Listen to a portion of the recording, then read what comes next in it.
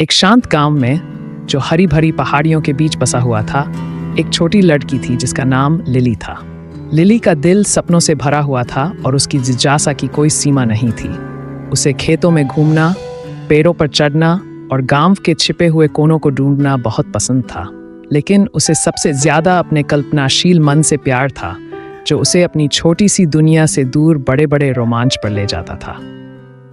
एक ठंडी पतझड़ की दोपहर, जब वह गांव के किनारे लगे जंगल में घूम रही थी, उसने एक धीमी धीमी कराह सुनाई दी।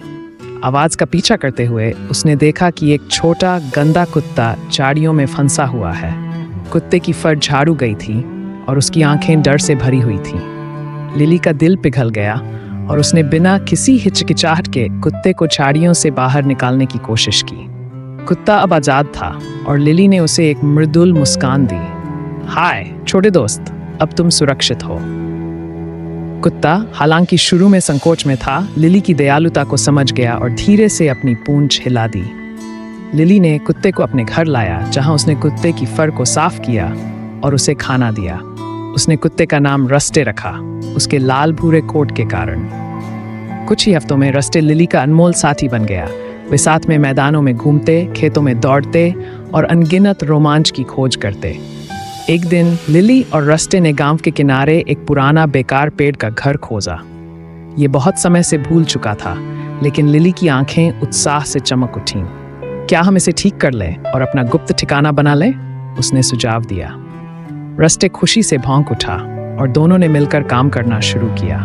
रस्टे की उत्साही मदद से पेड़ का घर जल्दी ही एक जादुई ठिकाना बन गया। इसमें एक आरामदायक कोना था जिसमें कंबल और तकिए थे, और लिली ने दीवारों को अपनी कल्पनाओं और कहानियों से सजाया।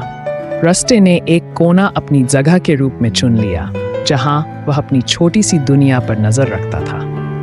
पेड़ का घर उनका खास स्थान बन गया, जहां वे बड़े सपने देख सकते थे और रोजमर्रा की जिंदगी से दूर भाग सकते थे। लिली रस्टे को साहसिक अभियानों और दूरदराज की भूमि की कहानियां सुनाती, और रस्टे उसका ध्यान लगाकर सुनता, मानो वह हर शब्द समझ रहा हो। जैसे जैसे मौसम बदलते गए, लिली और रस्टे की दोस्ती और भी मजबूत होती गई। उन्होंने तूफानों का सामना एक साथ किया, एक दूसरे को दुख के समय में सांत्वना दी और खुशियों के पल मनाए। उनकी दोस्ती गांव में गर्मजोशी और विश्वास का प्रतीक बन गई, और जल्दी ही अन्य गांव वालों ने इस अविभाज्य जोड़ी को देखा। रस्टे की खेलप्रियता और लिली की अपार कल्पनाशीलता ने सभी के चेहरों पर मुस्कान ला दी। गांव के बच्चे अक्सर उनके पेड़ के घर में शामिल होते और उनका छोटा सा ठिकाना वंडर और मित्रता का स्थल बन गया। समय बीत गया और लिली बड़ी हो गई, लेकिन उसके और रस्टे के बीच का बंधन कभी भी कमजोर नहीं हुआ। वे सबसे अच्छे दोस्त बने रहे। उनके रोमांच की कहानियां अमूल्य यादें बन गईं। पेड़ का घर, जो उनके स्थायी दोस्ती का प्रतीक था, उस जादू का प्रतीक बन गया जो तब होता है जब एक दयालु लड़की और एक वफादार कुत्ता एक साथ आते हैं। गांव के दिल में लिली और रस्टे की कहानी एक प्रिय कथा बन गई, जो सभी को याद दिलाती है कि सबसे अच्छे रोमांच वही हैं जो एक सच्चे दोस्त के साथ साझा किए जाते हैं।